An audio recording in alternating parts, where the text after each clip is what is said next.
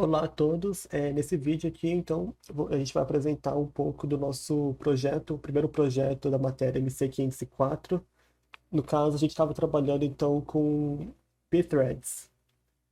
O nosso programa, a gente estava abordando a questão de aplicação de filtros em imagens.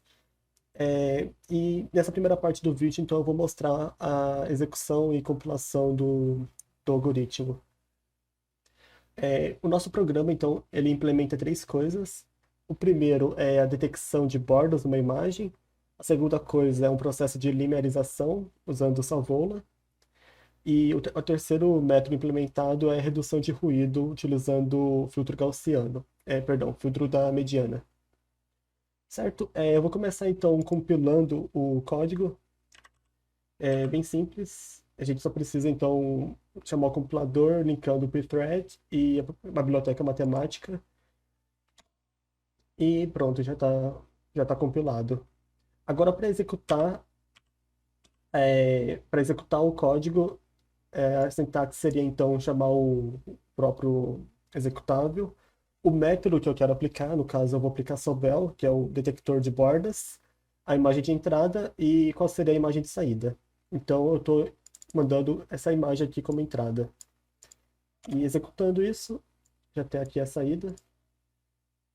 Aqui. Então perceba que as bordas estão mais claras e o fundo está preto.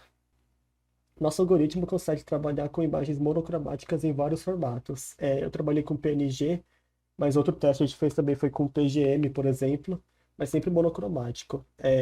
Essa restrição está no fato de alguns métodos que a gente implementou faz mais sentido trabalhar com imagens preto e branco. Para fazer a leitura e gravação das imagens, a gente usou uma biblioteca que é stdimage, que oferece algumas funções adequadas para isso.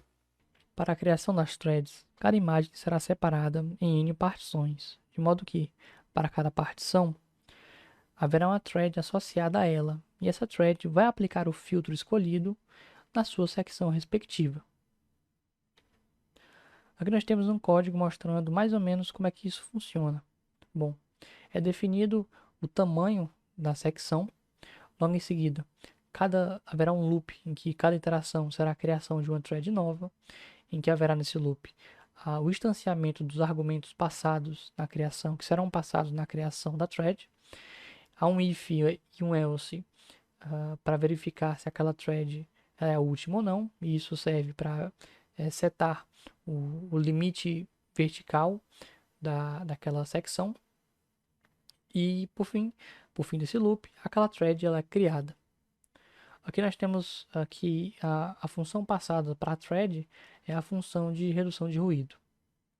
Bom, depois daquele primeiro loop, existe um segundo loop que esperará pelas threads, esperará pela finalização das threads através do pthread join.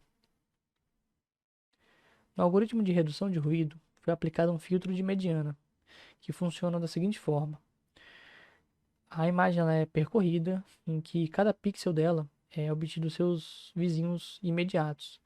E esses vizinhos são listados e ordenados. Depois de ordenados, é calculada a mediana desses valores. E calculada a mediana, o novo valor do pixel selecionado vai ser justamente o valor da mediana. E o resultado nós temos aqui. Na imagem à esquerda, nós temos a imagem original com ruído.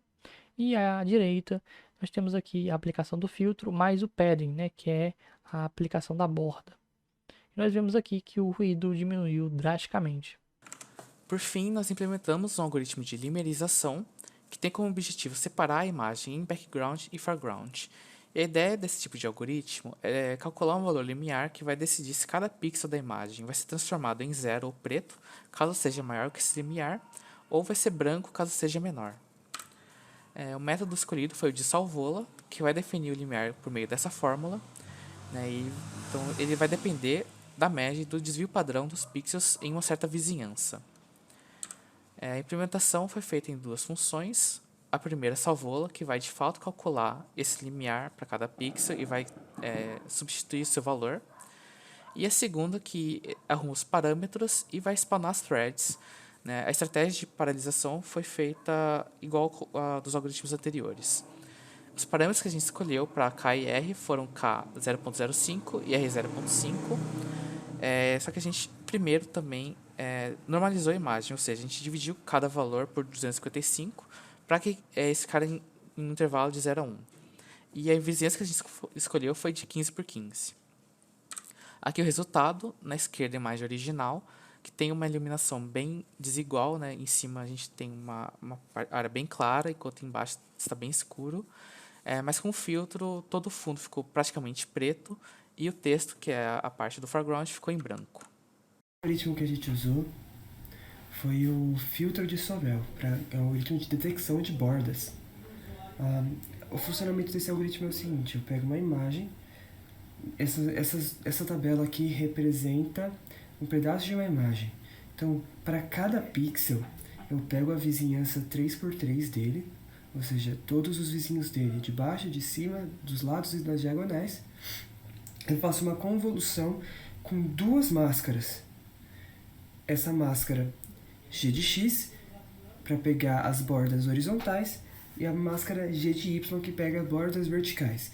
E a convolução eu multiplico o primeiro elemento pelo primeiro elemento da matriz de vizinhos, o segundo pelo segundo, o terceiro pelo terceiro, faço isso para cada elemento e somo.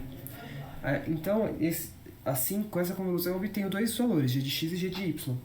Para obter o novo valor do pixel, eu pego esses dois valores e calculo a norma deles. Eu pego, somo, elevo o primeiro ao quadrado, elevo o segundo ao quadrado, somo e tiro a raiz. Assim eu obtenho o novo valor do pixel. Eu faço isso para cada pixel da imagem. Se você observar, fazer isso com os pixels das bordas pode ser um tanto quanto complicado.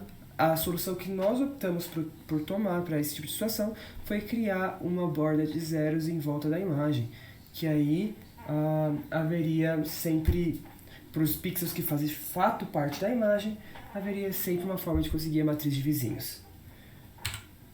Esse aqui foi o resultado, nós temos a foto dessa borboleta e com a aplicação do filtro tivemos esse resultado. Esse resultado foi obtido usando o nosso algoritmo e podemos ver que ele destaca onde há bordas e onde não há, fica preto. A estratégia multithreading ela foi a mesma utilizada nos algoritmos já mencionados, que foi separar 8 threads e dividir as linhas da matriz da imagem entre essas 8 threads. Então, pegar o tamanho da quantidade de linhas da matriz, dividir pelas 8, e aí a primeira pega essa primeira parte, a segunda pega a segunda parte, e assim até a última pega o que faltar, que não necessariamente é o mesmo tanto que as outras, porque não necessariamente o tamanho da imagem é divisível por 8. Mas foi essa a estratégia de multithreading também para esse algoritmo.